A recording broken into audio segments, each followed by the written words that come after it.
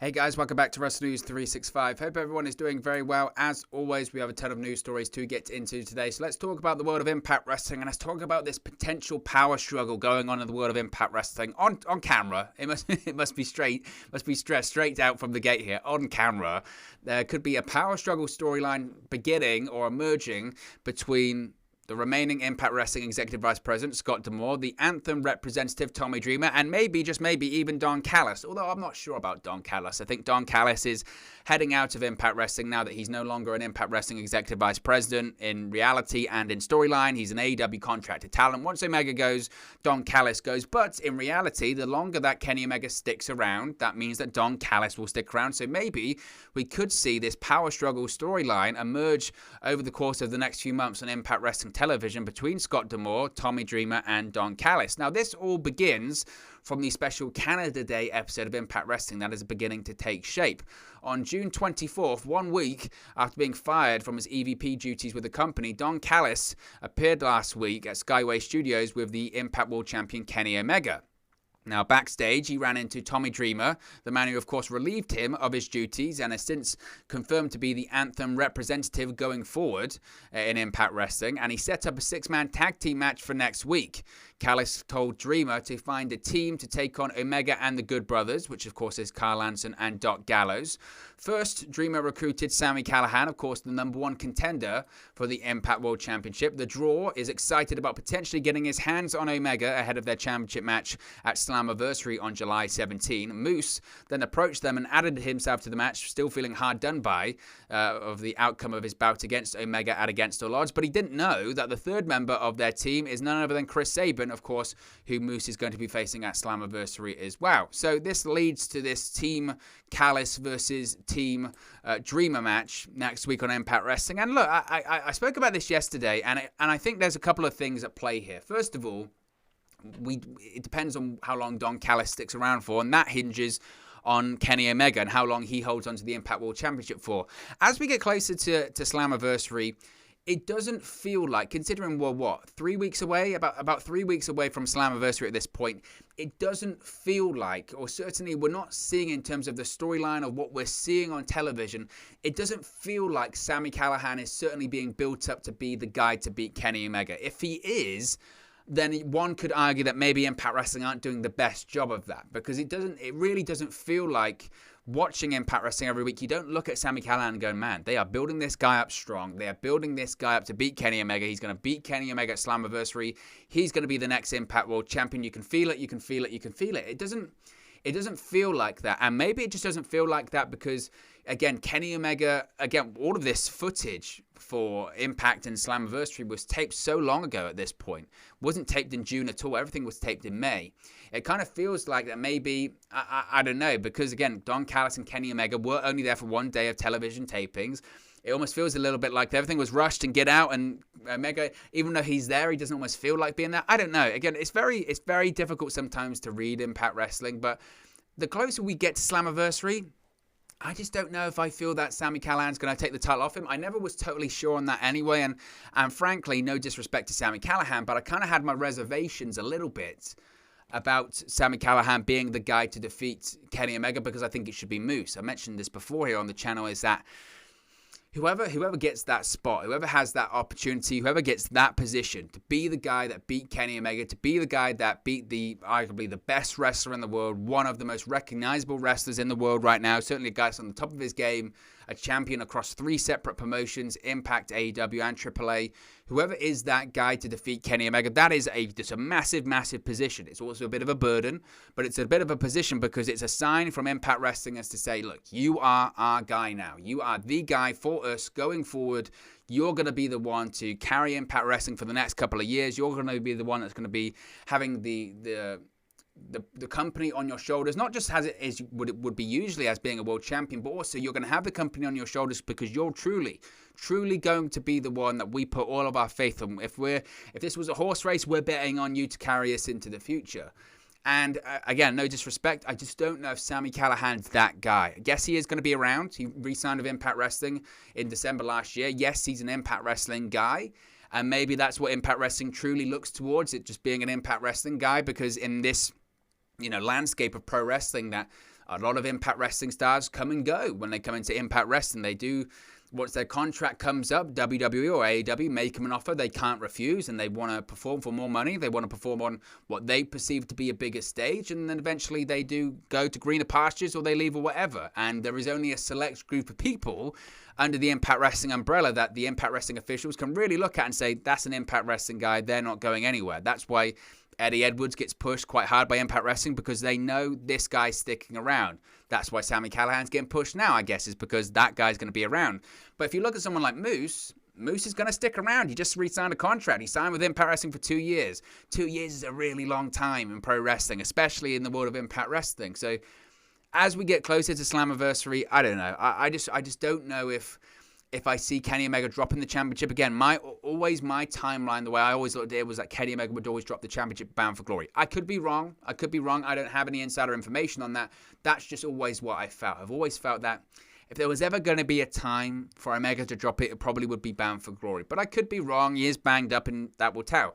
My point being, my long-winded point with all of that is, however long Omega sticks around at this point is how long Don Callis sticks around, because Don Callis isn't an executive vice president. He is just an on-screen talent, but he's an AEW on-screen talent, and he's just part of the talent exchange at this point. He's just part of the reason why AEW and Impact Wrestling are sharing some talent. Wherever Kenny Omega goes, Don Callis goes. That's the storyline at this point. So if Omega does stick around until, say, October, until Bound for Glory, that gives Impact Wrestling enough time to maybe do this a bit of a power struggle. As I said, that you've got three heirs to the throne, if you will. You've got Scott D'Amore, who is the sole Impact Wrestling Executive Vice President in real life and in storyline now after Don Callis was fired.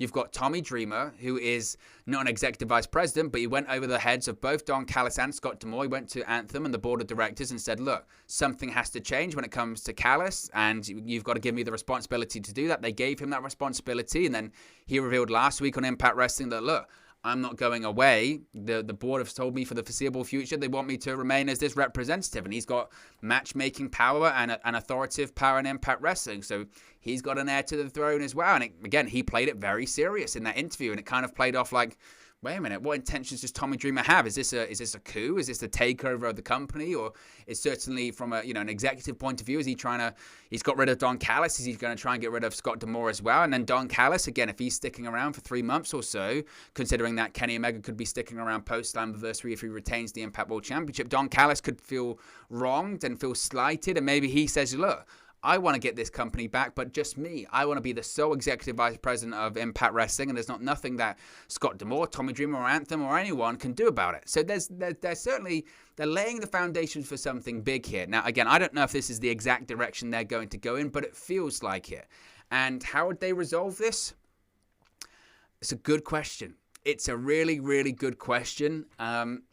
I mean, if it's just two, and again, if we go with the assumption that maybe Don Callis isn't involved, say Don Callis isn't involved in all of this, and Don Callis does go off goes just to AEW, and this is whenever Kenny Omega drops the Impact World Championship, and he just goes back to AEW, and Don Callis follows him. If it's just Scott D'Amore and Tommy Dreamer, who's to say this doesn't lead to something like a Lethal Lockdown match, whereby it's Lethal Lockdown, Team D'Amore versus Team Dreamer, winner gets control of Impact Wrestling? That's certainly something I think they could do. And that would be certainly very, very interesting if they did go in that direction. Again, I don't know if that is the direction that they are actually going to go into.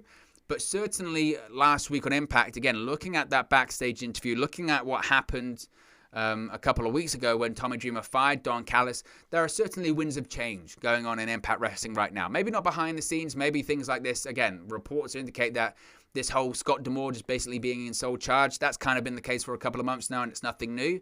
But certainly it lends credence to my point I was making before here on the channel of there's a reason Impact Wrestling and Anthem themselves, there's a reason they didn't publicly confirm the story when it was reported that Don Callis had officially left Impact Wrestling and that he was no longer an executive vice president with the company. They could have easily come out and gone, yep, he was removed from the Anthem website. Yep, he's no longer an executive with the company. Here's why, X, Y, Z.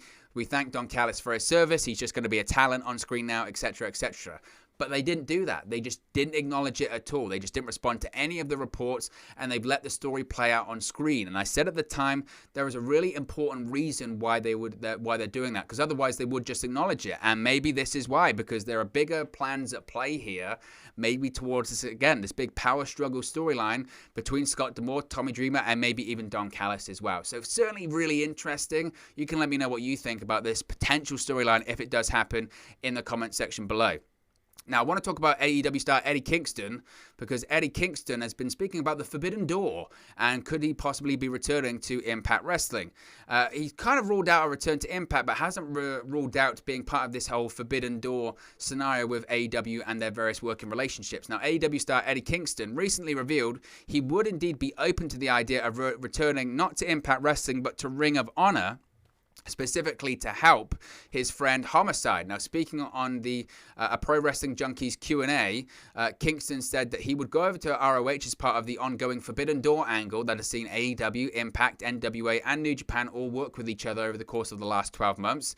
He said, quote, "Me and Homicide got to Ring of Honor. They asked us what we wanted to do. And of course, we have the same attitude. And if we're going to do something, it might as well be for a championship or getting a title shot," when discussing his run with Homicide as a tag team in 2013 for ROH. He said, quote, "We didn't get along with Bobby and Kyle. Surprised we didn't get along with other people," referring to, of course, NXT stars Bobby Fish and Kyle O'Reilly, the ROH champions at the time, who Homicide and Kingston attacked on their first night back in the promotion. He said, quote, "They know that, and they don't like us either. God bless them. I'm happy for them both, and I don't want to knock anybody's hustle. Competition is competition. We had the match. It was fun. I didn't like it, and then we got suspended." Kingston then would finish by stating he would now return to ROH if it would help out his former friend and former LAX member Homicide. He said, quote, "I have nothing but love for Ring of Honor. When I broke in, it was the place to be. I'm happy for them now. Homicide is back there. It's all about a Forbidden Door. If I could, I would go back there and help Homicide out." So who knows? Who knows? Maybe Eddie Kingston could indeed be going back to Ring of Honor, but it doesn't look like he's going to be coming back to Impact Wrestling anytime soon, which I'm sure for you watching this video as fans of Impact Wrestling, you might be like, "Oh, it's a shame Eddie Kingston's not going to come back," because there certainly could feel like things that they could do. I mean, we've spoken about here on the channel a ton of times, haven't we, about the Switchblade conspiracy, and could Sami Callihan and Jon Moxley do that in Impact, or could they do it in AEW? And obviously Kingston's been teaming with Jon Moxley in recent months, and maybe Sami Callihan could be a part of that. But it doesn't look like Kingston has any interest in going anywhere that isn't AEW, unless it's, I guess Ring of Honor. Maybe Japan. He's got a big fan of Japan as well, and maybe that happens, but I wouldn't expect to see Eddie Kingston in Impact Wrestling anytime soon. That's for sure. I want to talk about this because Impact Wrestling made a big announcement yesterday when it comes to European television. Impact Wrestling has recently announced its global expansion plans by making inroads into the European markets through its association with PLUTO TV. The promotion's programming will now be available to fans from the United Kingdom, obviously, which affects me, Spain, Austria, Germany, and Switzerland. They released a tweet yesterday saying, quote, "Breaking, Impact Wrestling content is now available on PLUTO TV in the United Kingdom, Spain, Germany, Switzerland, and Austria." Impact Wrestling partnered with PLUTO TV, a streaming service, in April 2018, where the company's latest content, as well as that from its rich 20-year history, is available to stream for fans. Now users of PLUTO TV from the European markets will be able to access Impact Wrestling's highly lauded programming.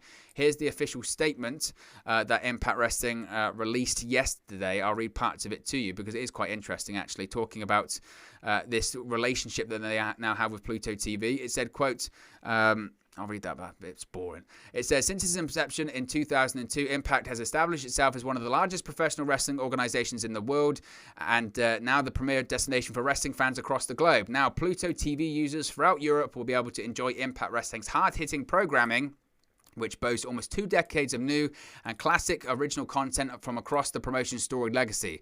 Those featured include celebrated icons, and no longer with Impact, Ric Flair, Sting, Kurt Angle, Kevin Nash, and AJ Styles, as well as Impact's current roster of world-class athletes. That includes Rich Swann, the Good Brothers, former NFL player Moose, Deonna Purrazzo, Sami Callihan, Eddie Edwards, Jordan Grace, Eric Young, and Chris Bay.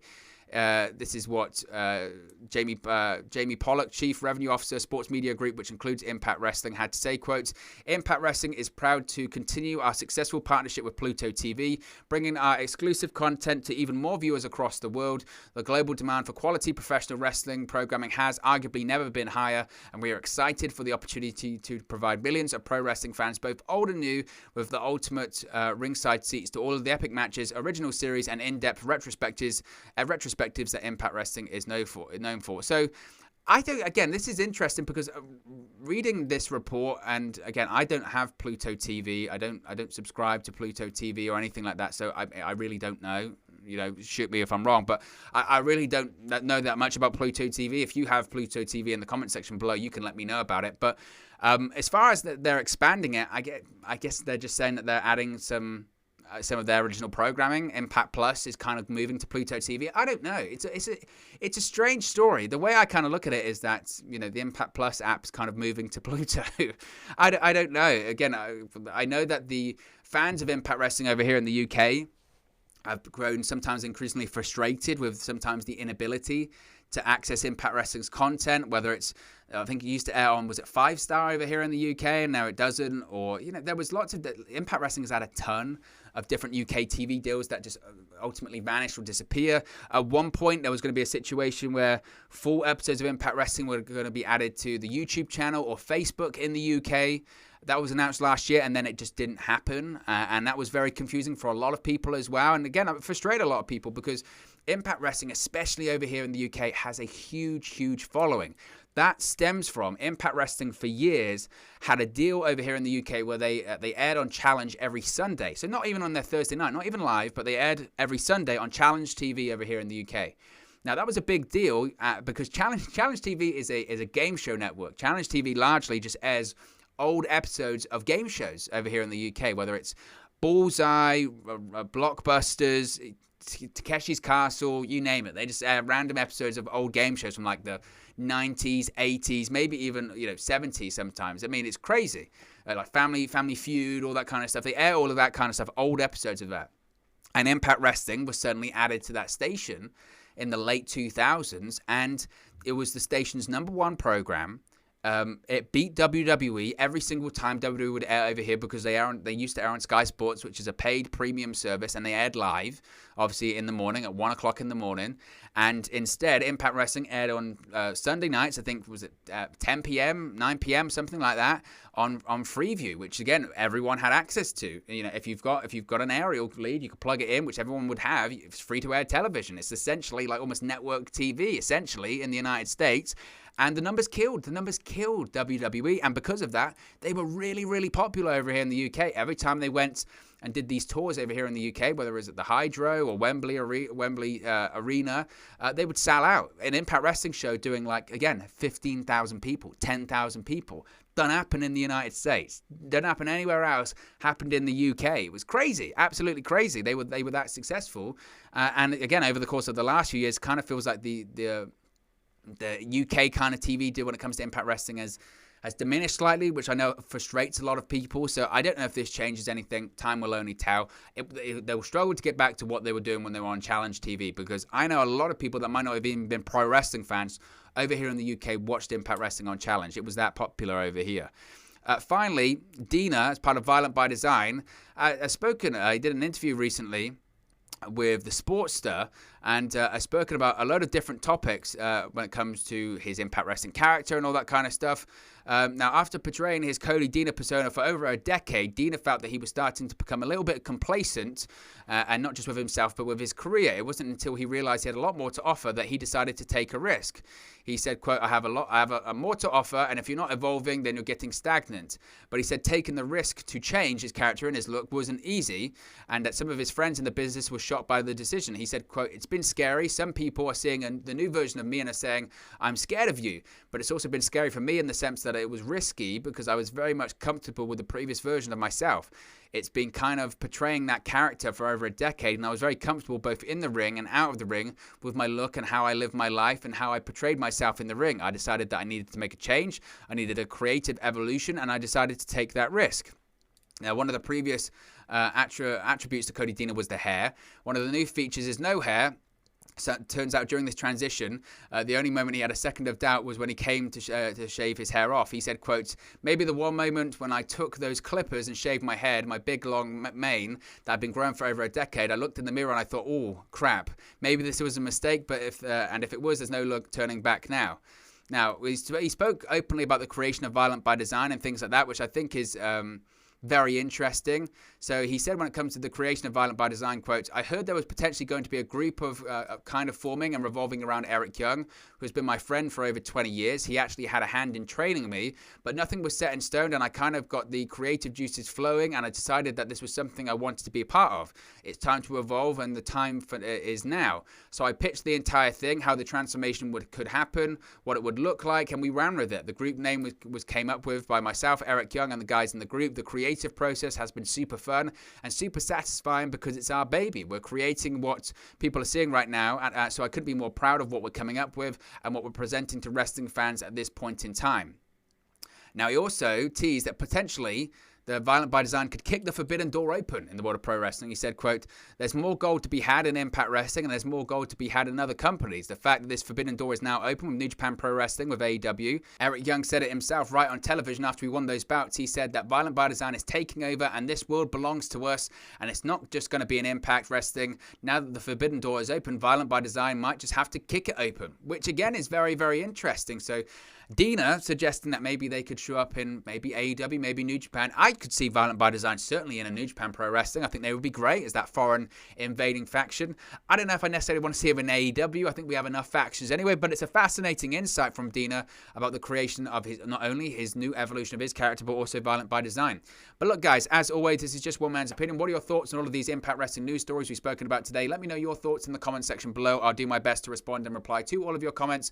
Really enjoy interacting with you guys, talking about Impact Wrestling, AEW, WWE, New Japan Pro Wrestling, all things pro wrestling here on the channel. So be sure to get involved in the community. Drop a comment below. All opinions are welcome. If you have enjoyed this video, please do smash a like on the like button too. Really does help us out here on YouTube. Go to the rankings and get into people's recommendation feeds if they haven't seen our videos previously. But most importantly, if you haven't already, please do subscribe to Wrestle News 365. You can do that by clicking the bottom right hand corner of the screen right now, or if you wait a few seconds, there'll be a subscribe button at the end of this video along with another video for you to watch. Thank you very much for watching, listening, streaming, or have you come across this video today, and I'll speak to you again very, very soon. Hey guys, thank you for watching, listening, streaming, or however you come across this video today. Be sure to click on the video on the right there to watch our next video, or click the bottom there to subscribe, or the bottom right hand corner. Thank you very much, and I'll speak to you again very soon.